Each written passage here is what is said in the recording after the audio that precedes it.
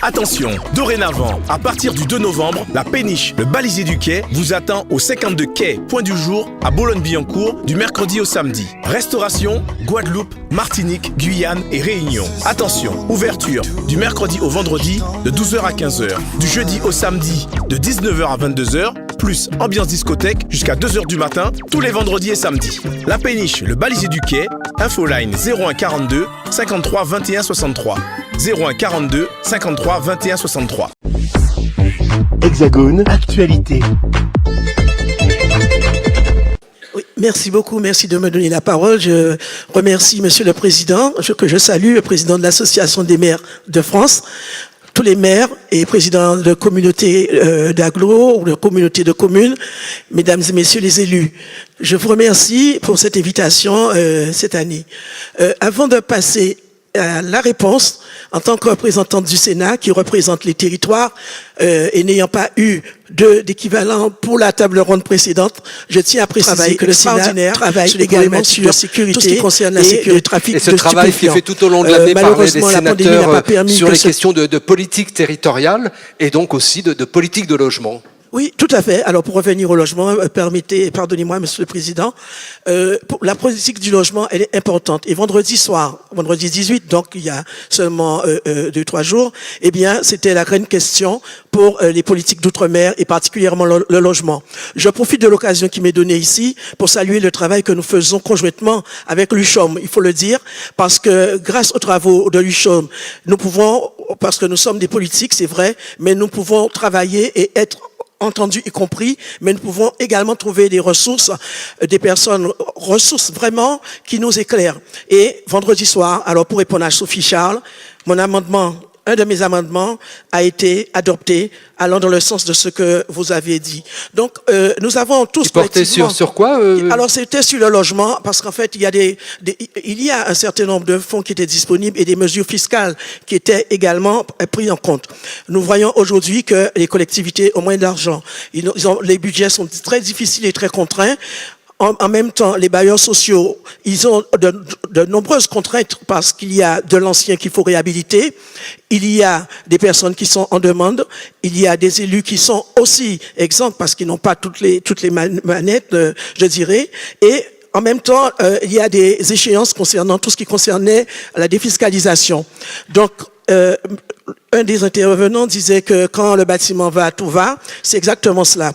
Après la période de pandémie, où nous avons vu que de nombreuses entreprises du BTP ont eu des difficultés et sont encore en difficulté, parce qu'il faut savoir que beaucoup d'entreprises qui ont fait le PGE, qui ont accepté de le faire, ne sont toujours pas en capacité de rembourser.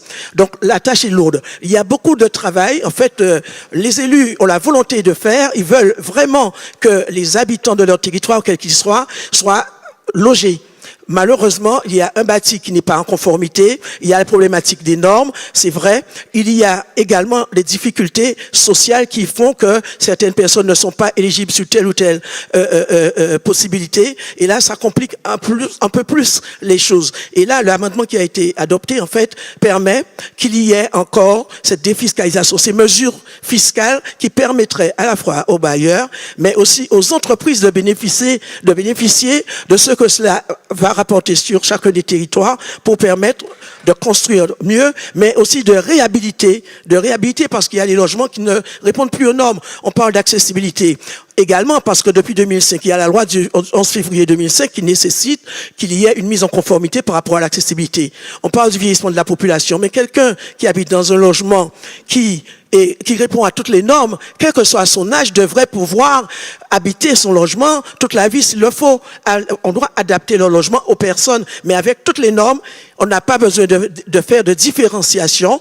On peut, si on habite dans un 4e étage ou dans un appartement quel qu'il soit, c'est la seule chose qui devrait être remise en cause, c'est quand la personne a beaucoup d'enfants en bas âge et que ses enfants sont partis, peut-être reloger pour que le logement soit plus adapté. Le fameux parcours résidentiel à l'intérieur de son quartier pour ne pas perdre ses habitudes. Et adapter les mobilités, adapter tout ce qu'il y a.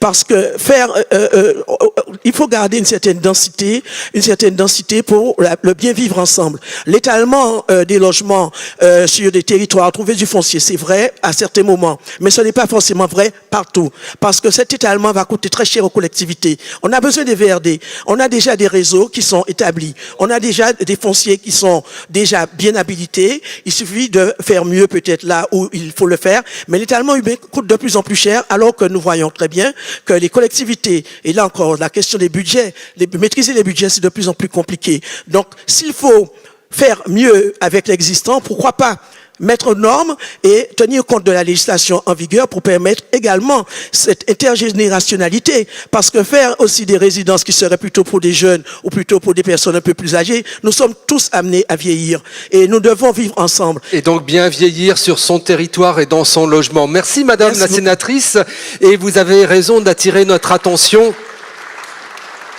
sur la nécessité d'avoir un secteur économique des entreprises qui peuvent répondre aussi à cette demande, un secteur qui ne soit pas trop fragile. On continue avec vous, Jean-Marc Henry. Vous représentez ici l'UCHOM, dont vous êtes le vice-président, l'Union sociale pour l'habitat outre-mer. Alors, des politiques nationales, certes, mais aussi des adaptations, comme vient de l'évoquer à l'instant Victoire Jasmin. Oui, merci. Bonsoir à tous. Alors, j'excuse le président de l'UCHOM, François Caillé, qui doit être encore dans un avion en provenance de La Réunion. Et c'est avec plaisir et surprise, je dois le dire, que je suis là avec vous.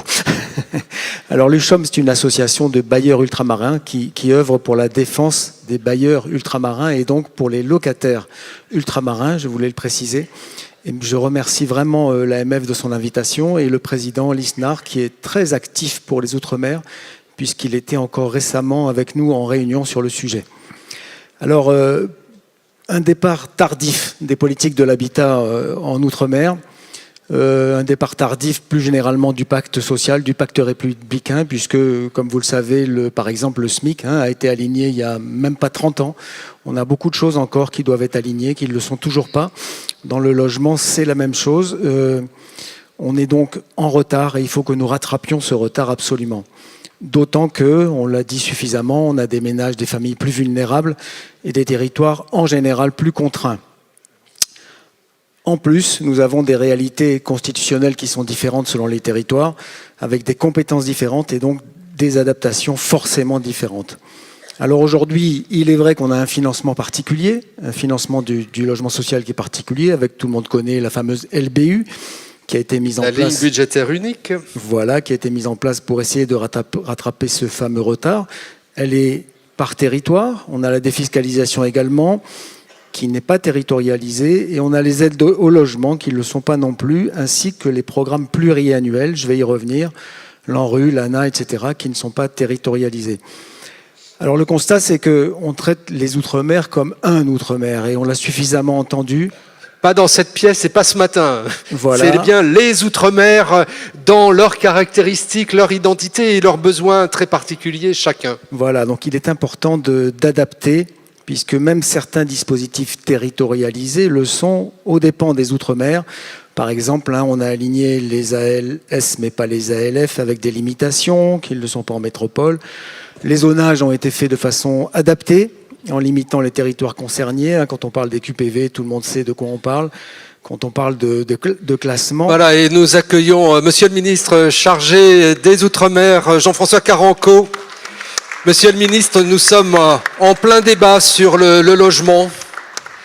Et nous avons évoqué les difficultés que rencontrent aujourd'hui les maires, les élus locaux ultramarins pour répondre à l'explosion des besoins, avec la nécessité de construire, de trouver du foncier, comment le mobiliser, et puis aussi d'adapter le parc existant, de l'adapter aux besoins des populations, du vieillissement. Outremernews.fr, le site de l'actualité Outre-mer, 24 heures sur 24 et 7 jours sur 7.